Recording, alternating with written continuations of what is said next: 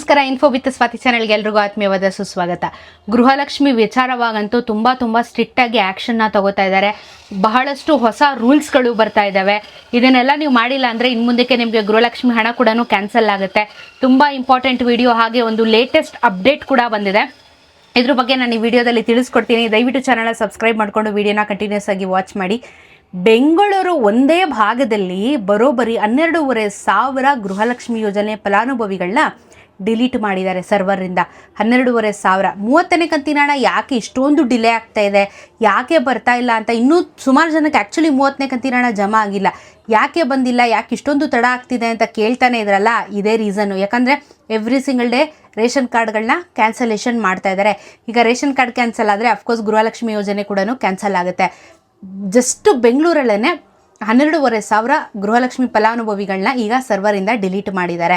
So ಇಂಥವ್ರಿಗೆ ಇನ್ನು ಮುಂದೆ ಯಾವುದೇ ರೀತಿಯಾಗಿರುವಂಥ ಗೃಹಲಕ್ಷ್ಮಿ ಯೋಜನೆ ಹಣ ನಿಮಗೆ ಬರೋದಿಲ್ಲ. ಏನಕ್ಕೆ ಇಷ್ಟೆಲ್ಲ ಮಾಡ್ತಾ ಇದ್ದಾರೆ ನಿಮಗೆ ಗೊತ್ತು. ಅನ್ವಾಂಟೆಡ್ ಆಗಿ ಕೆಲವೊಂದಷ್ಟು ಜನ ಅದನ್ನು ಫಲಾನುಭವಿಗಳಾಗಿ ತಗೋತಿದ್ರು. ಫಸ್ಟ್ ಆಫ್ ಆಲ್ ಇವರು ಒಂದು ಏನು ಗ್ಯಾರಂಟಿ ಯೋಜನೆಯನ್ನು ಅನೌನ್ಸ್ ಮಾಡಿದಾಗ ಯಾವುದೇ ರೀತಿಯಾಗಿರುವಂಥ ಟರ್ಮ್ಸ್ ಆ್ಯಂಡ್ ಕಂಡೀಷನ್ಸ್ನೇ ಹೇಳಿರಲಿಲ್ಲ. ಬಟ್ ಬರ್ತಾ ಏನು ಮಾಡಿದ್ರು, ಇವರೇ ಟರ್ಮ್ಸ್ ಆ್ಯಂಡ್ ಕಂಡೀಷನ್ಸ್ಗಳನ್ನ ಮಾಡಿಕೊಂಡು ಈಗ ತೊಂದರೆ ಆಗ್ತಾ ಇರುವಂಥದ್ದು. ಹೊಸ CM ಬರ್ತಾ ಇದ್ದಂಗೆ ಬಹಳ ಸ್ಟ್ರಿಕ್ಟಾಗಿ ಆ್ಯಕ್ಷನ್ನ ತೊಗೊಂಡಿದ್ದಾರೆ. ಯಾಕಂದರೆ ಕನಕಪುರ ಅಂದರೆ ಅವ್ರದ್ದು ಇದಾಗಿರುವಂಥ ಒಂದು ಕನಕಪುರದ ಭಾಗದಲ್ಲೇ ಆಲ್ಮೋಸ್ಟು 3,500 ಜನ ಫಲಾನುಭವಿಗಳು ತೀರ್ಕೊಂಡಿದ್ರಂತೆ. ಅಂಥವ್ರದ್ದು ಇವಾಗ ಕ್ಯಾನ್ಸಲೇಷನ್ ಮಾಡಿದ್ದಾರೆ.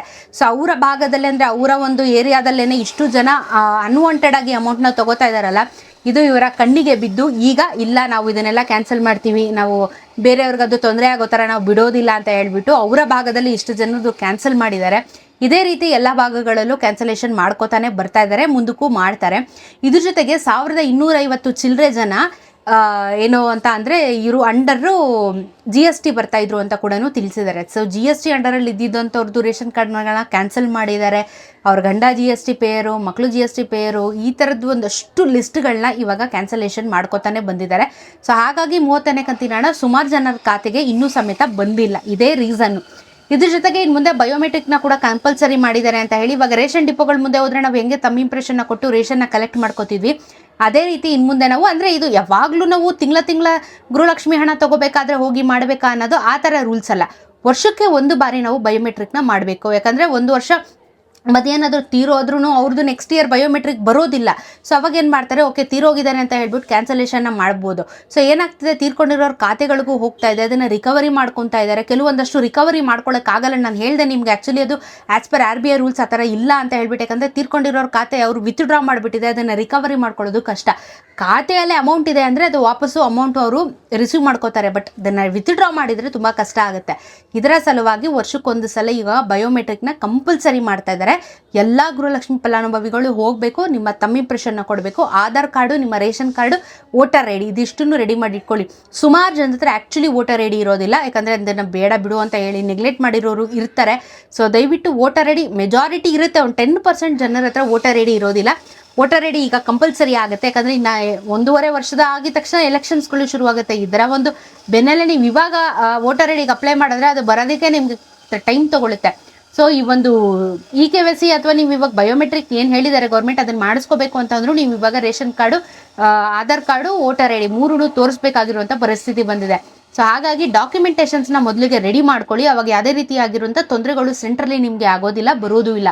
ಸೊ ಇಲ್ಲ ವೋಟರ್ ಐ ಡಿ ಇಲ್ಲ, ನಾವು ಹಂಗೆ ಮಾಡ್ಬೋದಾ ಅಂದರೆ ಆಮೇಲೆ ನಿಮ್ಮ ಗೃಹಲಕ್ಷ್ಮಿ ಯೋಜನೆನ ಕ್ಯಾನ್ಸಲ್ ಮಾಡಿಬಿಟ್ರೆ ಏನು ಮಾಡ್ತೀರಾ? ಡಾಕ್ಯುಮೆಂಟ್ ಇಲ್ಲ ಅನ್ನೋ ಕಾರಣಕ್ಕೆ ಕ್ಯಾನ್ಸಲ್ ಮಾಡಿದ್ರೆ ಏನು ಮಾಡ್ತೀರಾ? ಬಯೋಮೆಟ್ರಿಕ್ ಟೈಮಲ್ಲಿ ಹೋಗಿ ಫಸ್ಟು ಎಲೆಕ್ಷನ್ದು ವೋಟರ್ ಐ ಡಿ ಕಾರ್ಡ್ನ ನೀವು ಅಪ್ಲೈ ಮಾಡಿ, ಮನೆಗೆ ಬರುತ್ತೆ.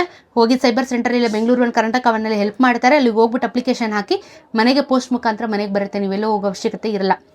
ಮುಂದಕ್ಕೆ ಆಗೋ ತೊಂದರೆಯಿಂದ ಇವಾಗಲೇ ಬಚಾವಾಗಿ. ಯಾಕಂದರೆ ನಾಳೆ ದಿನ ನಾವೆಲ್ಲರೂ ಹೋಗಿ ತಮ್ಮ ಇಂಪ್ರೆಷನ್ನ ಕೊಡಬೇಕು, ಗೃಹಲಕ್ಷ್ಮಿ ಫಲಾನುಭವಿಗಳು.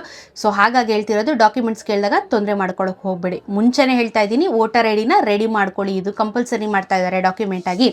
ಸೊ ಇದಿಷ್ಟು ಅಪ್ಡೇಟ್ ಇದೆ ಕಂಪಲ್ಸರಿಯಾಗಿ. ಆ್ಯಂಡ್ 31ನೇ ಕಂತಿನ ಹಣನ ಎಕ್ಸ್ಪೆಕ್ಟ್ ಮಾಡಬೇಡಿ. ಇದೆಲ್ಲ ಸಾರ್ಟ್ ಔಟ್ ಆಗೋವರೆಗೂ 31, 32 ಅವರು ಜಮಾ ಮಾಡಲ್ಲ, ಅಮೌಂಟು ಕೂಡ ರಿಲೀಸ್ ಮಾಡಲ್ಲ. ಈಗ ಯಾಕಂದರೆ ಎಲ್ಲ ಜಿಲ್ಲೆಗಳಲ್ಲೂ ಅಥವಾ ಎಲ್ಲ ಭಾಗಗಳಲ್ಲೂ ಇವಾಗ ಕ್ಯಾನ್ಸಲೇಷನ್ ಮಾಡ್ತಾ ಇದ್ದಾರೆ. ಕ್ಯಾನ್ಸಲೇಷನ್ ಇನ್ನೂ ಜಾಸ್ತಿ ಆಗುತ್ತೆ. ಕ್ಯಾನ್ಸಲೇಷನ್ ಆದಮೇಲೆ ಅವರು ಸಾರ್ಟ್ ಔಟ್ ಮಾಡಿಬಿಟ್ಟು ಏನು ಅಂತ ಹೇಳಿ, ಬಿಕಾಸ್ ಇವಾಗ ಅಫ್ಕೋರ್ಸ್ ಫಂಡ್ ಉಳಿಸ್ಲೇಬೇಕು. ಆ ಫಂಡ್ನ ತೊಗೊಂಡೋಗಿ ಬೇರೆ ಏನಕ್ಕಾದ್ರೂ ಒಳ್ಳೇದಕ್ಕೆ ಮಾಡ್ತಾರೆ, ಅವ್ರ ಜೋಬಿಗೆ ಹಾಕೋತಾರೆ. ಅದು ಪ್ರಾಬ್ಲಮ್ ಇರೋದು. ಸೊ ಏನು ಮಾಡೋಕ್ಕಾಗಲ್ಲ, ಇದು ಪೊಲಿಟಿಕ್ಸ್, ಏನು ಮಾಡೋಕ್ಕಾಗಲ್ಲ. ಸೊ ನೋಡಿ, ನಾನು ಹೇಳಿರುವಂಥ ಡಾಕ್ಯುಮೆಂಟ್ಸ್ನ ಫಸ್ಟು ರೆಡಿ ಮಾಡ್ಕೊಳ್ಳಿ. ಆಮೇಲೆ ನೀವೇ ತೊಂದರೆಗೆ ಸಿಗಾಕೋಬೇಡಿ. ಹೇಳ್ತಾ ಇರೋದು ಆದಷ್ಟು ಬೇಗ ಅನೌನ್ಸ್ ಮಾಡ್ತಾರೆ. ಬೆಂಗಳೂರು ಕರ್ನಾಟಕವನ್ಗೆ ಹೋಗಿ ನಾವು ಈ ಒಂದು ಬಯೋಮೆಟ್ರಿಕ್ನ ಮಾಡಿ ಬರಬೇಕಾಗುತ್ತೆ. ಇನ್ನು ಡೇಟ್ ಅನೌನ್ಸ್ ಆಗಿಲ್ಲ, ಅದ್ರ ಬಗ್ಗೆ ಕ್ಲಾರಿಟಿ ಕೊಡ್ತಾ ಇದ್ದೀನಿ. ಡೇಟ್ ಅನೌನ್ಸ್ ಆಗಿಲ್ಲ, ಅನೌನ್ಸ್ ಆದಮೇಲೆ ಎಲ್ಲರೂ ಹೋಗಿ ಮಾಡಿಸ್ಕೊಂಡು ಬರಬೇಕು. ಸೊ ತುಂಬ ದೊಡ್ಡ ಸ್ಟ್ರಿಕ್ಟ್ ಆ್ಯಕ್ಷನ್ನ ತಗೋತಾ ಇದ್ದಾರೆ. 30ನೇ ಕಂತಿನ ಹಣ ನಿಮ್ಗೆ ಏನಾದರೂ ಬಂದಿಲ್ಲ ಅಂದರೆ ಬಹುಶಃ ನಿಮ್ಮ ರೇಷನ್ ಕಾರ್ಡ್ಗಳು ಕ್ಯಾನ್ಸಲ್ ಆಗಿರುವಂಥ ಸಾಧ್ಯತೆಗಳಿರುತ್ತೆ. ಒಮ್ಮೆ ನಿಮ್ಮ ರೇಷನ್ ಕಾರ್ಡ್ಗಳು ಕ್ಯಾನ್ಸಲೇಷನ್ ಪಟ್ಟಿಯಲ್ಲಿ ಇದೆಯಾ ಅನ್ನೋದನ್ನು ವೆಬ್ಸೈಟಲ್ಲಿ ಹೋಗಿ, ಆಹಾರ ವೆಬ್ಸೈಟಲ್ಲಿ ಯಾವ ಲಿಂಕ್ನು ಕ್ಲಿಕ್ ಮಾಡಬೇಡಿ, ಆಹಾರ ವೆಬ್ಸೈಟ್ ಅಂತ ಸರ್ಚ್ ಮಾಡಿ ಸಿಗುತ್ತೆ, ಅಲ್ಲಿಗೆ ಹೋಗಿ ನೀವು ಕ್ಯಾನ್ಸಲೇಷನ್ ಲಿಸ್ಟ್ ಇರುತ್ತೆ, ಅಲ್ಲಿಗೆ ಹೋಗಿ ಚೆಕ್ ಮಾಡಿ. ಎಲ್ಲೇನೋ ನಾವು ಲಿಂಕ್ ಇದೆ, ನಾವು ಆ ಲಿಂಕ್ನ ಕ್ಲಿಕ್ ಮಾಡಿದ್ರೆ ಗೊತ್ತಾಗುತ್ತೆ, ದಯವಿಟ್ಟು ಮಾಡೋಕ್ಕೆ ಹೋಗ್ಬೇಡಿ. ಆಹಾರ ವೆಬ್ಸೈಟಿಗೆ ಕ್ಲಿಯರಾಗಿ ಹೋಗಿ ಅಲ್ಲಿಗೆ ಹೋಗಿ ಕ್ಯಾನ್ಸಲೇಷನ್ ಲಿಸ್ಟ್ನ ಚೆಕ್ ಮಾಡಿ ಸಿಕ್ಬಿಡುತ್ತೆ. ಸೊ ಹಾಗಾಗಿ ಇಷ್ಟು ಅಪ್ಡೇಟ್ ಇದೆ ಗೃಹಲಕ್ಷ್ಮಿದು. ಸೊ ಹಣ ಬಂದಿಲ್ಲ, ಇನ್ನು ಮುಂದೆ ಹಣ ಬರೋದು ಕಷ್ಟ ಆಗುತ್ತೆ.